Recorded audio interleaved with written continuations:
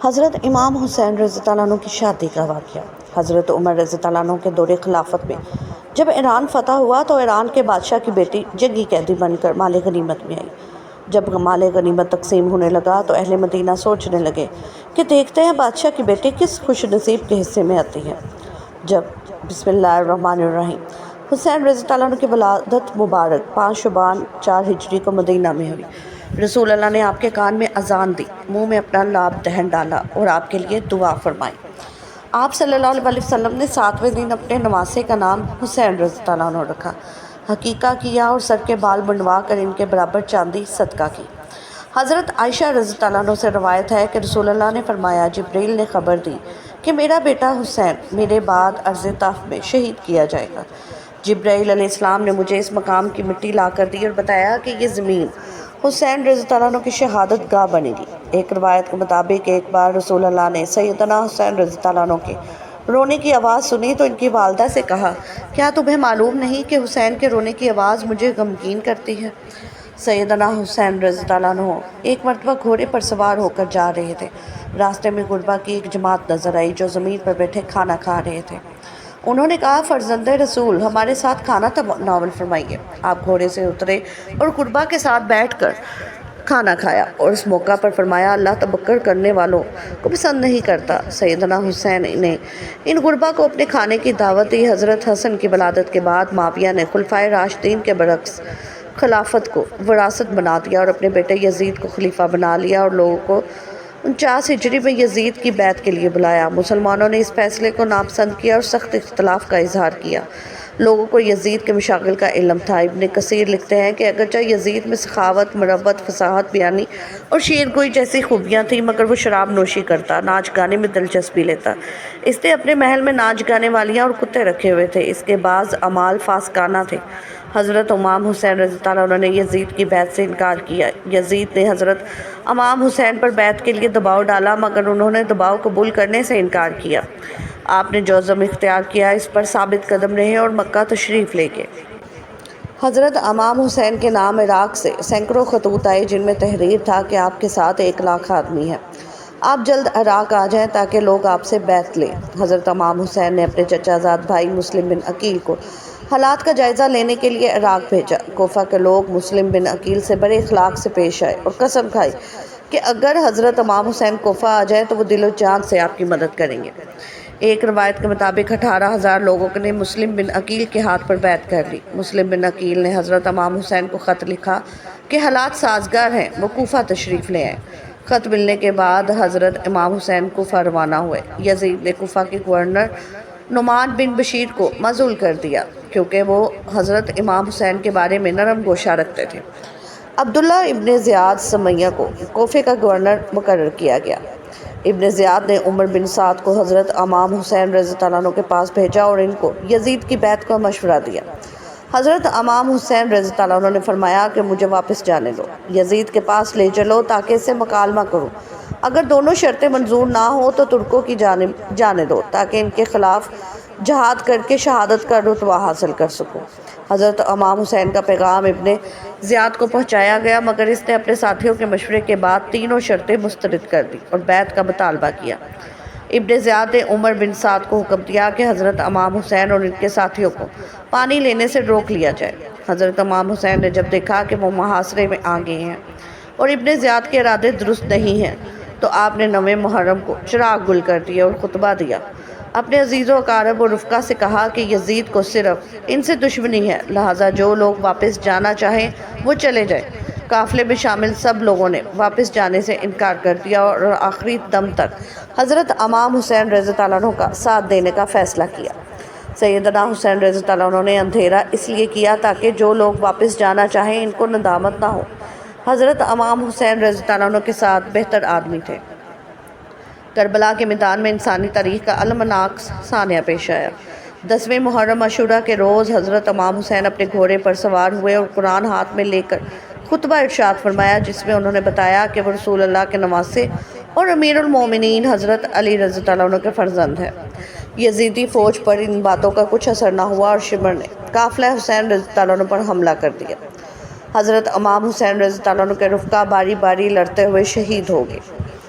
اور آخر کار حضرت امام حسین کو بھی محرم کے مہینے 61 ہجری یوم عاشور کو شہید کر دیا گیا۔ اس وقت آپ کی عمر مبارک 54 سال تھی۔ قتل حسین اصل میں مرگ یزید ہے۔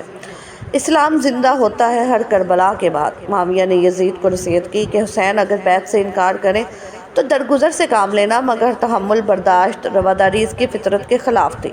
اس نے وہ ظلم و ستم کیے جن کی مثال انسانی تاریخ میں نہیں ملتی۔ ظہیر ایک سنی تھا۔ اس نے امام حسین کو پیغام کو سنا اور بیوی بچوں کو چھوڑ کر قافلہ حسین میں شامل ہو گیا۔ کربلا کے میدان میں جب حسین پر تیروں کی بارش ہو رہی تھی تو ظہیر حسین کی ڈھال بن گئے اور شہید ہو گئے۔ حسین پر کسی کی اجارہ داری نہیں، وہ بلا تفریق اور بلا امتیاز سب کے محبوب ہیں۔ اہل سنت کے شیخ الاسلام امام ابن تیمیہ نے فرمایا، جس نے بھی امام حسین کو شہید کیا، ان کے قتل میں مدد کی یا ان کے قتل سے راضی ہوا، اس پر اللہ کی، فرشتوں کی اور تمام لوگوں کی لعنت۔ اللہ تعالیٰ نہ ان کے عذاب کو دور کرے گا اور نہ اس کا عوض قبول کرے گا۔ امام حسین کا سبق یہ ہے کہ نیکی کی تبلیغ کرنا اور برائی سے روکنا ہر مسلمان کا مذہبی فریضہ ہے۔ جھوٹ اور سچ کی جنگ میں افرادی قلت کوئی حیثیت نہیں رکھتی۔ سچ کے علمبردار اگر تعداد میں کم بھی ہو تو جھوٹ کا مقابلہ ان کا فرض ہے۔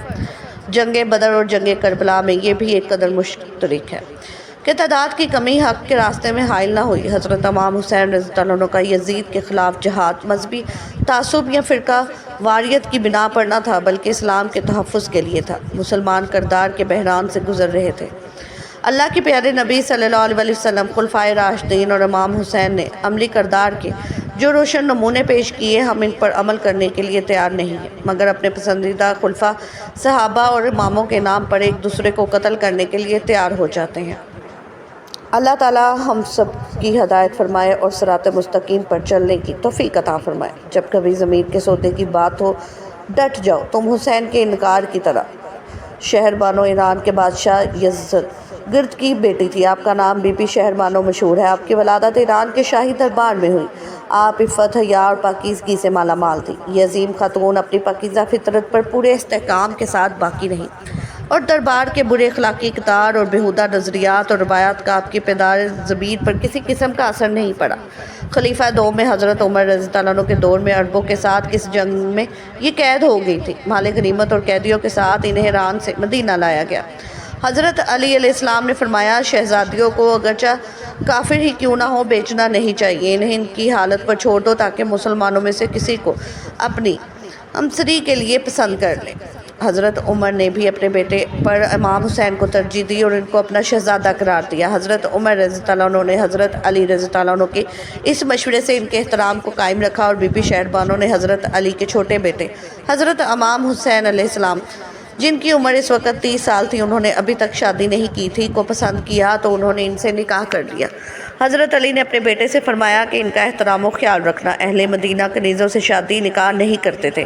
حضرت امام حسین کے اس انسانی اقدام سے بدتدریج یہ رسم ختم ہو گئی اور مسلمانوں میں کنیزوں سے عقد کرنے کا رواج پیدا ہو گیا۔ بعض روایات کے مطابق بزرگ صحافی حضرت سلمان فارسی رضی اللہ عنہ نے اس شادی کے کروانے میں اہم کردار ادا کیا۔ اس شادی سے عرب اور عجم یعنی ایران کے درمیان وہ خلیج کم ہوئی جو ان دونوں کے مابین جنگوں کی وجہ سے پیدا ہو گئی تھی۔ آپ نے شادی کے بعد اس بات کو ثابت کر دکھایا کہ بچپن سے ہی طہارت و پاکیزگی کا شیوا تھی۔ امام سجاد علیہ السلام کی ماں بننے کا تمام شرف اور صلاحیت آپ کو حاصل ہے۔ اس مبارک شادی کا ثمرہ امام سجاد زین العابدین ہے۔ شہر بانو کا اپنے بیٹے زین العابدین کی ولادت کے چند ماہ بعد ہی انتقال ہو گیا تھا۔ بچے کی پرورش دیگر عورتوں نے کی تھی۔ بعض روایات میں ہے کہ بی بی شہر بانو واقعہ کربلا کو پیش آیا میں موجود تھی اور اپنے شوہر کی مظلومانہ شہادت کے کچھ عرصے بعد واپس ایران چلی گئی تھی۔ ایران کے شہر رے کے مضافات میں ایک پہاڑی کے اوپر ان سے منسوب خوبصورت بہت قدیمی مزار بھی ہے جہاں ہزاروں کی تعداد میں لوگ زیارت کو جاتے ہیں۔ تاریخ اسلام میں یہ بھی ہے کہ بی بی شہر بانو کے ہمراہ ان کی بہن بی بی کیحان بھی تھی جو محمد بن ابی بکر کے حوالہ نکاح میں آئی۔ اس سے قاسم پیدا ہوئے۔ اس بنا پر امام سجاد زین العابدین اور قاسم بن محمد بن ابی بکر آپس میں خالہ زاد بھائی ہیں۔ امام زین العابدین فرماتے ہیں، میں 2 بڑی ہستیوں کا بیٹا ہوں، کیونکہ رسول صلی اللہ علیہ وسلم نے آپ کے جد اور شہر بانو والدہ تھی تو شہنشاہ ایران آپ کے نانا ہوئے۔ ابو الاسود دئیلی کہتے ہیں، وان ولید ابنی کثیر الحاشم لا کرم من نیتت علیہم التمائم، جو بچہ کثیر ہاشم کی نسل سے پیدا ہوا وہ سب سے زیادہ عظیم و شریف ہے۔ اللہ تعالی ہمیں دین کی مکمل سمجھ فرمائے، ہمیں نیکوکاروں میں شامل کرے، آمین۔ ناظرین، کمنٹ باکس میں اللہ تعالیٰ کے 99 ناموں میں سے ایک نام ضرور ٹائپ کریں۔ جزاک اللہ۔